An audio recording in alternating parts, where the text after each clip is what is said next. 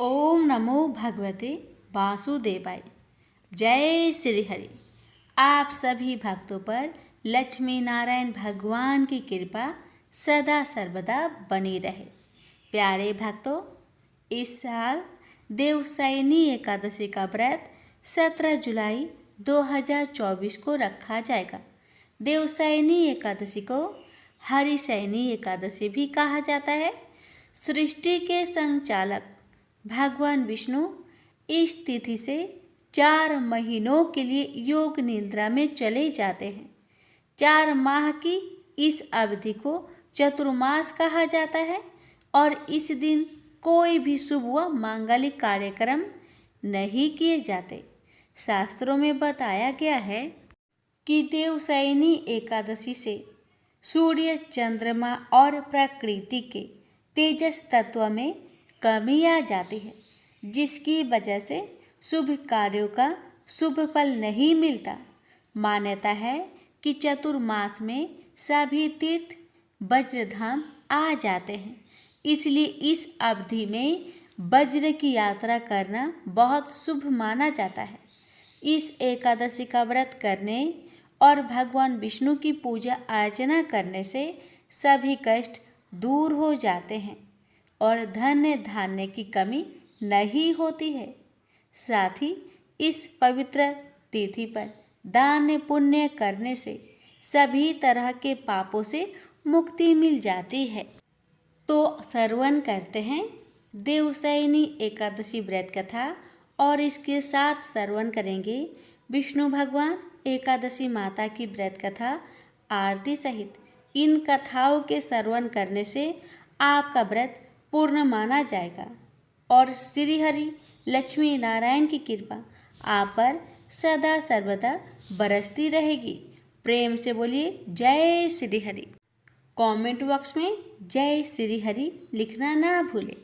देवशयनी एकादशी की पावन कथा। धर्मराज युधिष्ठिर ने कहा, हे केशव, आषाढ़ शुक्ल एकादशी का क्या नाम है? इस व्रत के करने की विधि क्या है और किस देवता का पूजन किया जाता है? श्री कृष्ण कहने लगे कि हे युधिष्ठिर, जिस कथा को ब्रह्मा जी ने नारद जी से कहा था वही मैं तुमसे कहता हूँ।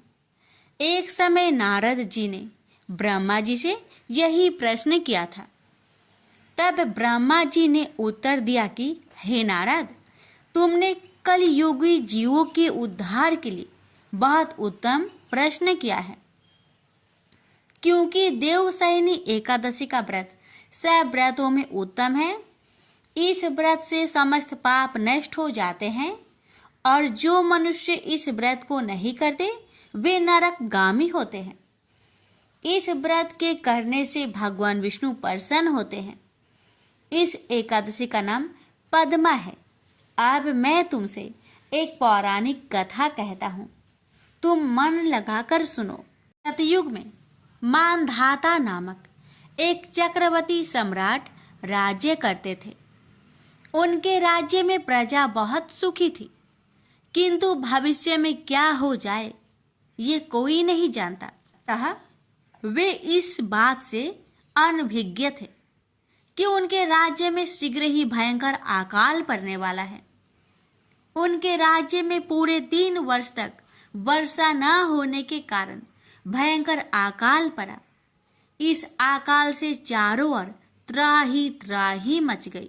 धर्म पक्ष के यज्ञ, हवन, पिंडदान, कथा, व्रत आदि में कमी हो गई। जब मुसीबत पड़ी हो तो धार्मिक कार्यों में प्राणी की रुचि कहाँ रह जाती है। प्रजा ने राजा के पास जाकर अपनी वेदना की दोहाई दी। राजा तो इस स्थिति को लेकर पहले से ही दुखी थे। वे सोचने लगे कि आखिर मैंने ऐसा कौन सा पाप कर्म किए हैं जिसका दंड मुझे इस रूप में मिल रहा है। फिर इस कष्ट से मुक्ति पाने का कोई साधन करने के उद्देश्य से राजा सेना को लेकर जंगल की ओर चल दिए। वहां विचरण करते करते एक दिन वे ब्रह्मा जी के पुत्र अंगिरा ऋषि के आश्रम में पहुंचे। और उन्हें साष्टांग प्रणाम किया। ऋषिवर ने 80 वर्जनों उपरांत कुशल क्षेम पूछा। फिर जंगल में विचरने व अपने आश्रम में आने का प्रयोजन जानना चाहा। तब राजा ने हाथ जोड़कर कहा, महात्मन, सभी प्रकार से धर्म का पालन करता हुआ भी मैं अपने राज्य में दुर्भिक्ष का दृश्य देख रहा हूँ। आखिर किस कारण से ऐसा हो रहा है? कृपया इसका समाधान करें। यह सुनकर महर्षि अंगिरा ने कहा, हे राजन, सब युगों से उत्तम यह सतयुग है। इसमें छोटे से पाप का भी बड़ा भयंकर दंड मिलता है। इसमें धर्म अपने चारों चरणों में व्याप्त रहता है। ब्राह्मण के अतिरिक्त किसी अन्य जाति को तप करने का अधिकार नहीं है, जबकि आपके राज्य में एक क्षुद्र तपस्या कर रहा है। यही कारण है कि आपके राज्य में वर्षा नहीं हो रही है। जब तक वह काल को प्राप्त न होगा, तब तक यह दुर्भिक्ष शांत नहीं होगा। दुर्भिक्ष की शांति उसे मारने से ही संभव है। किंतु राजा का हृदय एक नर अपराध क्षुद्र तपस्वी का समन करने को तैयार नहीं हुआ। उन्होंने कहा, हे देव, मैं उस निरपराध को मार दूं, यह बात मेरा मन स्वीकार नहीं कर रहा है। कृपा करके आप कोई और उपाय बताए। महर्षि अंगिरा ने बताया, आषाढ़ माह के शुक्ला पक्ष की एकादशी का व्रत करें। इस व्रत के प्रभाव से अवश्य ही वर्षा होगी। राजा अपने राज्य की राजधानी लौट आए और चारों वर्णों सहित पद्मा एकादशी का विधि पूर्वक व्रत किया। व्रत के प्रभाव से उनके राज्य में मूसलाधार वर्षा हुई और पूरा राज्य धन्य धान्य से परिपूर्ण हो गया। ब्रह्मा वैवर्त पुराण में देवशयनी एकादशी के विशेष महात्म्य का वर्णन किया गया है। इस व्रत से प्राणी की समस्त मनोकामनाएं पूर्ण होती है। राजा मिल एक सदाचारी ब्राह्मण था। वह कन्याकुब्ज प्रदेश में रहता था। प्रारंभिक जीवन वह बहुत ही सदाचारी तथा मनोनित्य कर्म करने वाला था। दुर्योग से एक बार वह किसी दासी के प्रेम में पड़ गया और उसे अपनी पत्नी बनाकर रहने लगा। उसकी कुसंगति के कारण उसके विचार दूषित हो गए और दुष्कर्मों से वह अपनी जीविका चलाने लगा। वह लूटपाट तथा हत्या जैसे बुरे कार्य में हमेशा लगा रहता था। दासी से इसके 10 पुत्र थे। उनमें से सबसे छोटे पुत्र से उसे बड़ा मोह था। उसका नाम उसने नारायण रखा था। अक्सर वह उसे हमेशा नारायण नारायण कहकर पुकारता था। उसके अन्य बेटे उसकी कोई परवाह नहीं करते थे तथा वे भी उसी की तरह दुष्ट कर्मों में लगे रहते थे। पत्नी भी नीच संस्कारों की थी, अतः वह भी कभी आजामिल को मना नहीं करती थी कि बुरे और निंदित कर्म मत करो। अच्छे और भले कर्मों से जो उपार्जित करोगे उसी में रूखा सूखा खाकर जैसा भी होगा हम अपना तथा अपने परिवार का भरण पोषण कर लेंगे। पत्नी तथा अन्य संतानों की तरफ से निंदित कर्मों का बढ़ावा देने के कारण आजामिल और भी बुरे कर्मों में लगा रहा। चोरी, झूठ, लूटपाट तथा हत्या जैसे जघन्य कर्मों के साथ वह मद्यपान भी अधिक करने लगा, जिससे उसका स्वास्थ्य भी खराब हो गया। एक बार वह बहुत बीमार पड़ा। उसकी सेवा के लिए कोई भी न आता था। अब उसे पता लगा कि जिनके भरण पोषण के लिए वह निंदित कर्म करता रहा, वही लोग अब उसे पूछते तक नहीं। बीमारी के कारण वह अशक्त होकर खाट पर ही पड़ा रहता था। उसमें स्वयं उठने बैठने तथा चलने फिरने की शक्ति भी न रही। छोटा बेटा नारायण ही उसकी पुकार सुनकर उसके पास आता और उसकी बात सुनता था, इसलिए वह हमेशा उसको ही नारायण नाम लेकर पुकारता था। उसको असाध्य रोग हो गया था। एक दिन उसे जब आभास हुआ कि अब वह नहीं बचेगा और उसका प्राण हो जाएगा, तो व्याकुल होकर वह अपने छोटे पुत्र को नारायण नारायण कहकर पुकारने लगा।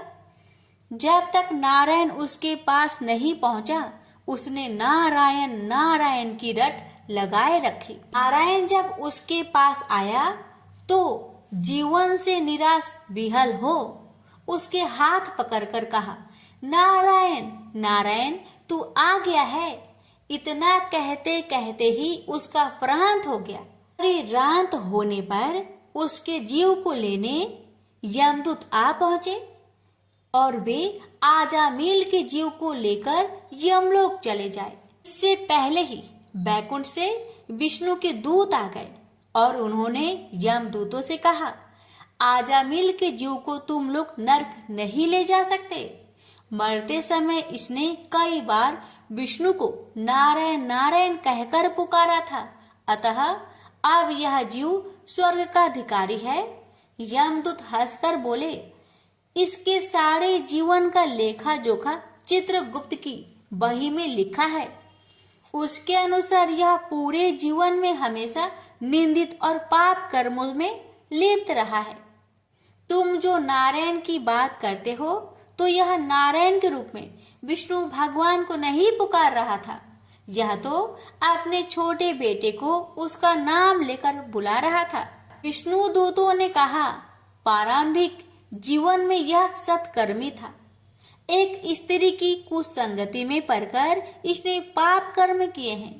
इस सब के बाद बेटे के नाम के बहाने ही सही यह हमेशा नारायण नारायण कहता रहता था और अंत समय तो इसने नारायण नारायण कहते अपने प्राण त्यागे। इसलिए यह जीव इतने पुण्य से ही स्वर्ग का अधिकारी है। इसको हम स्वर्ग ले जाएंगे। इस प्रकार आजामिल नारायण नाम की महिमा से स्वर्ग का अधिकारी बना। तो प्रेम से बोलिए जय श्री हरि। एक लड़का सूट बूट पहनकर अपने ससुराल पत्नी को लेने जा रहा था। रास्ते में एक गाय कीचड़ में फंसी हुई थी। वह लड़के से कहने लगी कि बेटा, मैं कीचड़ में फंसी हूँ, मुझे हाथ देकर बाहर निकालो। वह कहने लगा, नहीं नहीं, यदि मैं कीचड़ में हाथ डालूंगा तो मेरे कपड़े गंदे हो जाएंगे। मुझे तो अपनी पत्नी को लेने ससुराल जाना है। वह गाय क्रोधित होकर श्राप देती है, अच्छा तुम ससुराल जाओ, तुम वहां पर नहाओगे तो आधा गधा और खाना खाओगे तो पूरा गधा बनोगे। वह ससुराल पहुंच जाता है और उसके साले कहते हैं कि जीजा जी आप नहा धोकर खाना खा लो। तब वह कहता है कि मैं नहीं नहाऊंगा। तब वह कहते हैं ठीक है आप खाना खा लो। तब वह खाने से भी इनकार कर देता है। सब परेशान हो जाते हैं, जीजा ऐसा क्यों कर रहे हैं, ना तो नहा रहे हैं ना ही खाना खा रहे हैं। तब उसकी पत्नी कहती है कि आप क्यों नहीं नहाते या खाते हो। तब वह लड़का गाय की बात अपनी पत्नी से बताता है और कहता है कि मुझे गाय ने श्राप दिया है कि नहाऊंगा तो आधा गधा व खाऊंगा तो पूरा गधा बन जाऊंगा। तब पत्नी कहती है कि कोई बात नहीं, आप नहा लीजिए व कुछ खा लीजिए, मैं वचन देती हूँ कि मैं आपका साथ दूंगी। तब वह लड़का अपनी पत्नी की बात सुनकर नहाने के लिए तैयार हो जाता है और खाने बैठता है तो पूरा गधा बन जाता है।